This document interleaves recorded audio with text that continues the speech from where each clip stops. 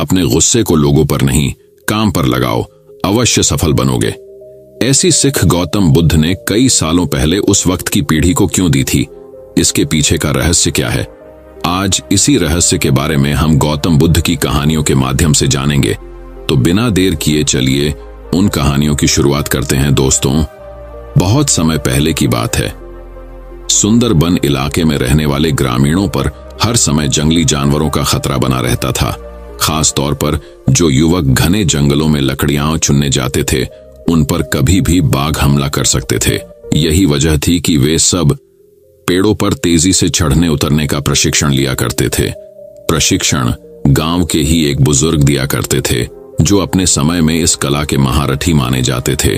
आदर पूर्वक सब उन्हें बाबा बाबा कहकर पुकारा करते थे। बाबा कुछ महीनों से युवाओं के एक समूह को पेड़ों पर तेजी से चढ़ने उतरने की बारीकियां सिखा रहे थे और आज उनके प्रशिक्षण का आखिरी दिन था। बाबा बोले, आज आपके प्रशिक्षण का आखिरी दिन है। मैं चाहता आप सब एक बार इस चिकने और लंबे पेड़ पर तेजी से चढ़ उतर कर दिखाएं। सभी युवक अपना कौशल दिखाने के लिए तैयार हो गए। पहले युवक ने तेजी से पेड़ पर चढ़ना शुरू किया और देखते देखते पेड़ की सबसे ऊंची शाखा पर पहुंच गया। फिर उसने उतरना शुरू किया और जब वो लगभग आधा उतर आया तो बाबा बोले, सावधान, जरा संभल कर, आराम से उतरो, कोई जल्दबाजी नहीं है। युवक सावधानी पूर्वक नीचे उतर आया। इसी तरह बाकी के युवक भी पेड़ पर चढ़े और उतरे और हर बार बाबा ने आधा उतर आने के बाद ही उन्हें सावधान रहने को कहा। यह बात युवकों को कुछ अजीब लगी और उन्हीं में से एक युवक ने पूछा, बाबा, हमें आपकी एक बात समझ में नहीं आई। पेड़ का सबसे कठिन हिस्सा तो एकदम ऊपर वाला था, जहां पे चढ़ना और उतरना दोनों ही बहुत कठिन था। आपने तब हमें सावधान होने के लिए नहीं कहा, पर जब हम पेड़ का आधा हिस्सा उतर आए और बाकी हिस्सा उतरना बिल्कुल आसान था, तभी आपने हमें सावधान होने के निर्देश क्यों दिए? बाबा गंभीर होते हुए बोले, बेटे, यह तो हम सब जानते हैं कि ऊपर का हिस्सा सबसे कठिन होता है, इसलिए वहां पर हम सब खुद ही सतर्क हो जाते हैं और पूरी सावधानी बरतते हैं। लेकिन जब हम अपने लक्ष्य के समीप पहुंचने लगते हैं तो वह हमें बहुत ही सरल लगने लगता है। हम जोश में होते हैं और अति आत्मविश्वास से भर जाते हैं और इसी समय सबसे अधिक गलती होने की संभावना होती है। यही कारण है कि मैंने तुम लोगों को आधा पेड़ उतर आने के बाद सावधान किया, ताकि तुम अपनी मंजिल के निकट आकर कोई गलती ना कर बैठो। युवक बाबा की बात समझ गए। आज उन्हें एक बहुत बड़ी सीख मिल चुकी थी, जो सीख थी कि सफल होने के लिए लक्ष्य निर्धारित करना बहुत ही जरूरी है और यह भी बहुत जरूरी है कि जब हम अपने लक्ष्य को हासिल करने के करीब पहुंच जाएं, मंजिल को सामने पाएं, तो कोई जल्दबाजी न करें और पूरे धैर्य के साथ अपना कदम आगे बढ़ाएं। बहुत से लोग लक्ष्य के निकट पहुंचकर अपना धैर्य खो देते हैं और गलतियां कर बैठते हैं, जिस कारण वे अपने लक्ष्य से चूक जाते हैं। इसलिए लक्ष्य के आखिरी पड़ाव पर पहुंचकर भी किसी भी तरह की असावधानी मत बरतिए और लक्ष्य प्राप्त करके ही दम लीजिए। दोस्तों, दूसरी कहानी कुछ इस प्रकार चालू होती है।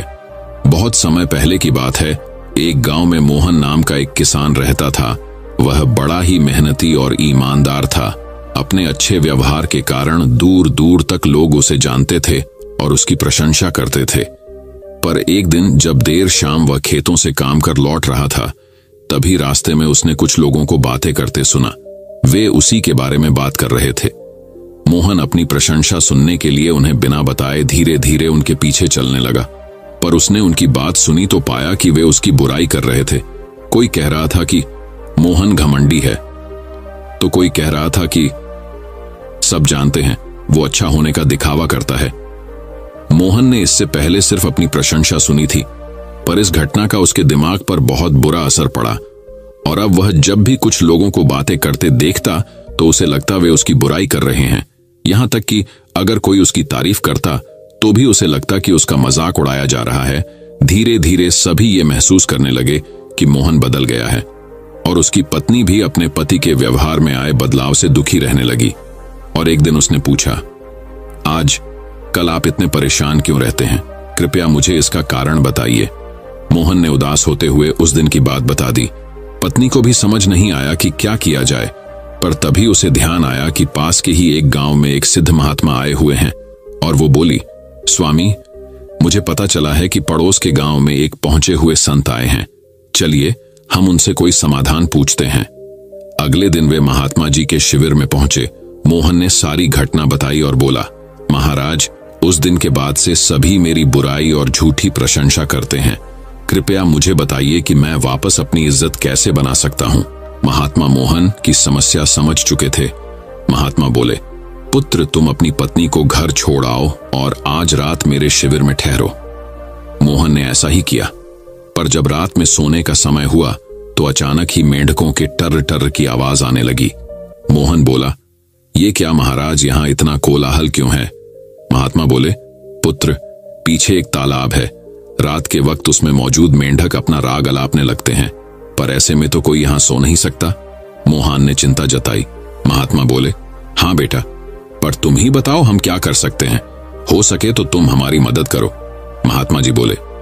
मोहन बोला, ठीक है महाराज, इतना शोर सुन के लगता है इन मेंढकों की संख्या हजारों में होगी।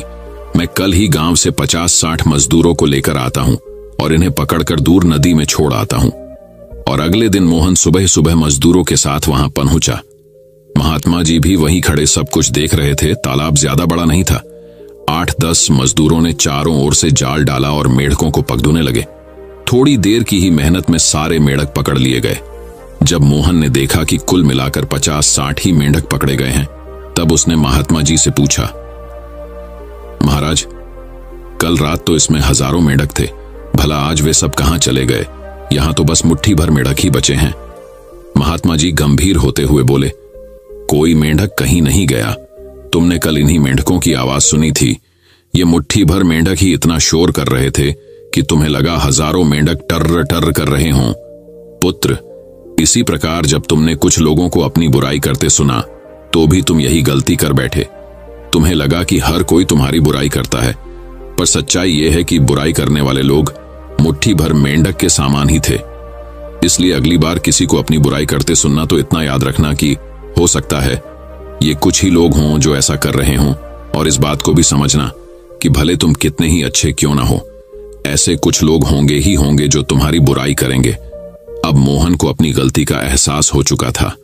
वह पुनः पुराना वाला मोहन बन चुका था। दोस्तों, मोहन की तरह हमें भी कुछ लोगों के व्यवहार को हर किसी का व्यवहार नहीं समझ लेना चाहिए और सकारात्मकता से अपनी जिंदगी जीनी चाहिए। हम कुछ भी कर लें, पर जीवन में कभी ना कभी ऐसी समस्या आ ही जाती है जो रात के अंधेरे में ऐसी लगती है मानो हजारों मेंढक कान में टर टर कर रहे हो, पर जब दिन के उजाले में हम उसका समाधान करने का प्रयास करते हैं तो वही समस्या छोटी लगने लगती है। इसलिए हमें ऐसी परिस्थितियों में घबराने की बजाय उसका उपाय खोजने का प्रयास करना चाहिए और कभी मुट्ठी भर मेंढकों से घबराना नहीं चाहिए। दोस्तों, तीसरी कहानी कुछ इस प्रकार चालू होती है। बहुत समय पहले की बात है। बुद्ध के पास उनका प्रिय शिष्य पूर्ण पहुंचा। बुद्ध ध्यानावस्था में बैठे थे। पूर्ण के पहुंचने पर उन्होंने आंखें थोड़ी सी खोली और पूर्ण से आने का कारण पूछा तो उसने कहा, मैं धर्म प्रचार के लिए जाना चाहता हूं, आपकी आज्ञा चाहिए। बुद्ध मुस्कुराए और कहा, पूर्ण, धर्म की राह बहुत मुश्किल है। तुम लोगों को अच्छी बातें बताने जाओगे और लोग तुम पर नाराज होंगे। हो सकता है कि अपशब्द भी कहें। इस पर पूर्ण ने कहा, कोई बात नहीं, मैं यह सोचकर उनकी बातों पर ध्यान नहीं दूंगा कि उन्होंने अपशब्द ही कहे, पिटाई तो नहीं की। बुद्ध बोले, हो सकता है कि कुछ लोग हाथ उठा दें। पूर्ण ने कहा, तब मैं यह सोचकर उन्हें क्षमा कर दूंगा कि उन्होंने मुझ पर शस्त्रों से प्रहार तो नहीं किया। बुद्ध फिर बोले, हे पूर्ण, हो सकता है कि कुछ लोग तुम पर शस्त्रों का भी उपयोग करें। पूर्ण ने उत्तर दिया, तब मैं यह सोचकर उनके प्रति कोई प्रतिकार की भावना नहीं रखूंगा कि उन्होंने मुझे मारा, पर जान से तो नहीं मार डाला, मुझे जीवित छोड़ दिया। बुद्ध ने फिर कहा, और यदि तुम्हारे प्राण ही ले लिए तब? पूर्ण ने तत्क्षण सिर झुकाकर कहा, तब मैं उनका आभारी रहूंगा कि उन्होंने धर्म के मार्ग पर मेरे प्राणों का उत्सर्ग करने में मेरी सहायता की। मैं उनके प्रति कृतज्ञ रहूंगा।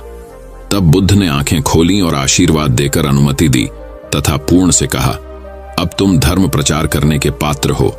जो किसी में भी कोई दोष न देखे वही सच्चा व्यक्ति है। अच्छाई के मार्ग पर चलना बहुत मुश्किल काम है। जो इस राह पर चलता है उसके मार्ग में अनेक बाधाएं आती हैं, लेकिन जो व्यक्ति किसी में भी दोष न देखे वही बाधाओं को सहजता से पार कर अपने लक्ष्य को पूरा कर पाता है। ऐसा कहकर बुद्ध पुनः साधना में लग गए। उन्होंने शरीर को काफी कष्ट दिया, यात्राएं की, घने जंगलों में कठिन साधना की, पर आत्मज्ञान की प्राप्ति नहीं हुई। निराश हो बुद्ध सोचने लगे, मैंने अभी तक कुछ भी प्राप्त नहीं किया, अब आगे क्या कर पाऊंगा। निराशा, अविश्वास के इन नकारात्मक भावों ने उन्हें क्षुब्ध कर दिया। कुछ ही क्षणों के बाद उन्हें प्यास लगी। वे थोड़ी दूर स्थित एक झील तक पहुंचे। वहां उन्होंने एक दृश्य देखा कि एक गिलहरी के 2 बच्चे झील में डूब गए हैं। पहले तो वह गिलहरी जड़वश बैठी रही, फिर कुछ देर बाद उठकर झील के पास गई, अपना सारा शरीर झील के पानी में भिगोया और फिर बाहर आकर पानी झाड़ने लगी। ऐसा वह बार बार करने लगी। बुद्ध सोचने लगे कि इस गिलहरी का प्रयास कितना मूर्खतापूर्ण है। क्या कभी यह इस झील को सुखा सकेगी? किंतु गिलहरी का यह क्रम लगातार जारी था। बुद्ध को लगा मानो गिलहरी कह रही हो कि यह झील कभी खाली होगी या नहीं, यह मैं नहीं जानती, किंतु मैं अपना प्रयास नहीं छोड़ूंगी। अंततः उस छोटी सी गिलहरी ने भगवान बुद्ध को अपने लक्ष्य मार्ग से विचलित होने से बचा लिया। वे सोचने लगे कि जब यह नन्ही गिलहरी अपने लघु सामर्थ्य से झील को सुखा देने के लिए दृढ़ संकल्पित है, तो मुझ में क्या कमी है? मैं तो इससे 1000 गुना अधिक क्षमता रखता हूं। यह सोचकर गौतम बुद्ध पुनः अपनी साधना में लग गए और एक दिन बोधि वृक्ष तले उन्हें ज्ञान का आलोक प्राप्त हुआ। यह कथा असफलता के बावजूद प्रयासों की निरंतरता पर बल देती है। यदि हम प्रयास करना न छोड़े तो एक न एक दिन लक्ष्य की प्राप्ति हो ही जाती है। दोस्तों, चौथी कहानी कुछ इस प्रकार शुरू होती है। एक गांव में एक बुढ़िया रहती थी। उसका एक ही बेटा था। वह बुढ़िया हमेशा यही सपने देखती थी कि उसके बेटे का विवाह होगा तो बेटा और बहू दोनों मिलकर उसकी बहुत सेवा करेंगे और उसे घर का भी काम नहीं करना पड़ेगा। धीरे धीरे वह दादी बन जाएगी और उसका घर स्वर्ग बन जाएगा। आखिर वह दिन भी आ गया।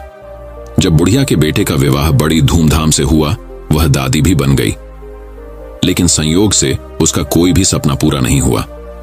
बुढ़िया का बेटा तो सुबह काम पर चला जाता और पोता स्कूल चला जाता। तब बहू उसके साथ बहुत बुरा व्यवहार करती।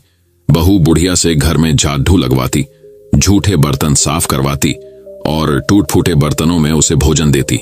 शुरू में तो बहू अपने पति और बेटे के पीछे ही बुढ़िया से झगड़ती थी, लेकिन धीरे धीरे वह अपने पति के सामने भी बुढ़िया का अपमान करने लगी। एक दिन टूटे बर्तनों में बुढ़िया को भोजन करते देखकर उसके बेटे को बहुत दुख हुआ। उसने अपनी मां का पक्ष लेते हुए अपनी पत्नी को बहुत डांटा। पति पत्नी दोनों में बहुत कहासुनी हो गई। धीरे धीरे बुढ़िया के बेटे ने भी पत्नी का विरोध करना छोड़ दिया। धीरे धीरे पोता बड़ा होने लगा तो वह अपनी मां का विरोध करने लगा। वह अपनी दादी से बहुत प्यार करता था और अपनी दादी पर मां द्वारा किए गए अत्याचारों को देखकर उसे बहुत दुख होता था। उसे अपनी दादी से हमदर्दी और सहानुभूति थी। अपनी मां के डर से वह दादी की कुछ भी मदद नहीं करता था। धीरे धीरे पोता बड़ा हो गया और उसका विवाह भी हो गया। पोते की नई बहू छिप छिप कर अपनी दादी सास पर होते अत्याचारों को चुपचाप देखती रहती थी, लेकिन बुढ़पे में दादी सास से काम करवाना जरा भी अच्छा नहीं लगता था। जब कभी पतोहू बुढ़िया की काम करने में मदद करती तो उसकी सास उसे खूब डांटती। पतोहू जब कभी दादी सास को रोते हुए देखती तो उसे बहुत दुख होता था। एक बार बुढ़िया बीमार पड़ गई और परलोक सिधार गई। अब बुढ़िया की बहू पतोहू से ही घर का सारा काम कराती और उसके साथ अभद्र व्यवहार करती। जब पतोहू ने देखा कि उसकी सास दादी सास की तरह ही उस पर भी अत्याचार कर रही है तो उसने बदला लेने की ठान ली।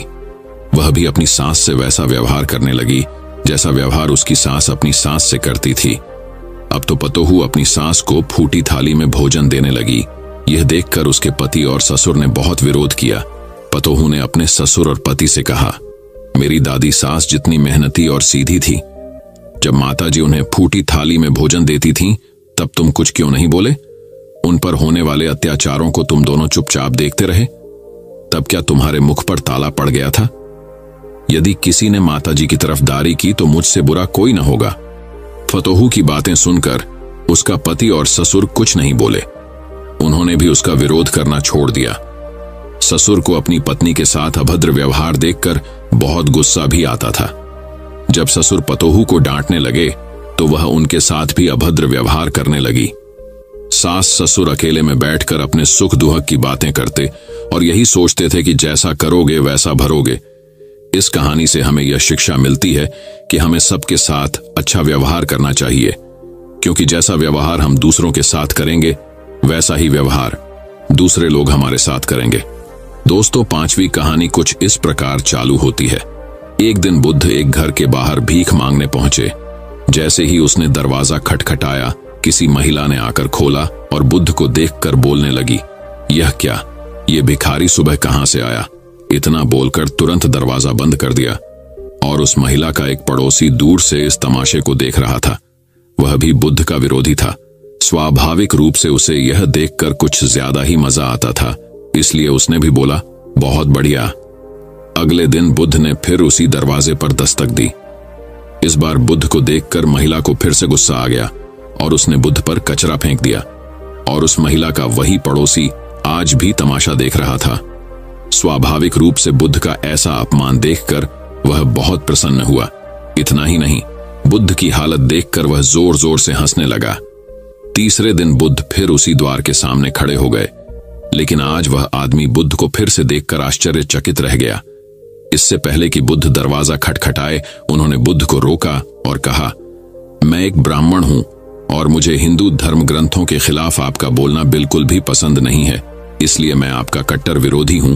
तो आपका अपमान देखकर मुझे खुशी होती है, लेकिन आज इस दरवाजे पर तीसरी बार खड़ा होना मुझे फिर से हैरान कर देने वाला है। मैं आपसे पूछना चाहता हूं कि आप आज फिर यहां भीख मांगने क्यों आए, जबकि यह महिला 2 दिनों से आपका अपमान कर रही है? बुद्ध ने मुस्कुराते हुए कहा, यह आश्चर्य करने की बात नहीं है। आप चकित हैं क्योंकि आपको मानव मनोविज्ञान का कोई अनुभव नहीं है। किसी का अपमान करना या किसी पर कूड़ा फेंकना भी कुछ देना होता है।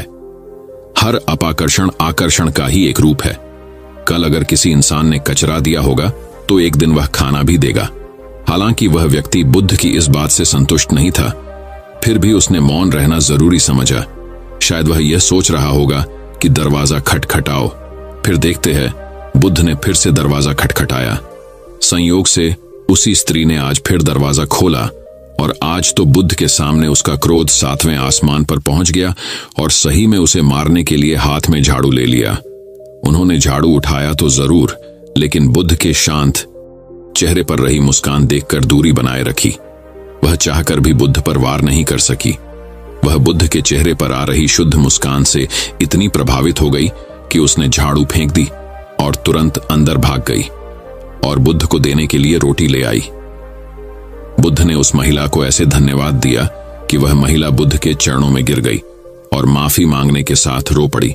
बुद्ध ने किसी तरह समझाकर उन्हें शांत किया, लेकिन दूसरी ओर तमाशा देख रहे पड़ोसी को यह सब देखकर बुद्ध से लगाव हो गया। वह भी दौड़ता हुआ आया और बुद्ध के चरणों में गिर पड़ा और उनसे दीक्षा की मांग करने लगा। बुद्ध हंसे और बोले, मैंने कभी किसी घर से इतनी बड़ी भीख नहीं मांगी, फिर भी आज भोजन के साथ साथ एक शिष्य भी मिल गया। दोस्तों, इस कहानी से यह मालूम पड़ता है कि सकारात्मकता और झुकाव ही इंसान के सभी रोगों की दवा है। जिस वजह से सांसारिक और सन्यासी के प्रति नफरत और प्रेम में जरा सा भी अंतर नहीं है, क्योंकि मन के स्तर पर प्रेम और सांसारिक सन्यासी के बीच नफरत की लेन देन होने में थोड़ी सी भी देर नहीं लगती। मन तभी शांत और स्थिर रह पाता है जब वह सभी तरह के लेन देन से ऊपर उठ जाए। इसलिए मिटा दें नफरत के बीज, बस दिल में सिर्फ माफ करने और प्रेम से भरी भावना रखें। आप हमेशा सुखी जीवन बिताएंगे। दोस्तों, मैं उम्मीद करता हूं कि यह कहानी सुनने से आपके जीवन में अच्छे बदलाव आए होंगे। आपको इस वीडियो से क्या सीखने मिला, ये कमेंट करके जरूर बताएं और अपने परिवार, दोस्तों या आपके करीबी इंसान के साथ ये कहानी शेयर करके उन्हें भी इस ज्ञान से परिचित करवाएं। बाकी अगर आपको ये वीडियो दिल से अच्छी लगी हो, तभी इस वीडियो को लाइक कर देना और आपने अब तक इस चैनल को सब्सक्राइब ना किया हो तो चैनल को सब्सक्राइब भी जरूर कर देना। आपका हर दिन शुभ हो और खुशियों से आपका जीवन भरा रहे। धन्यवाद। नमो बुद्धाय।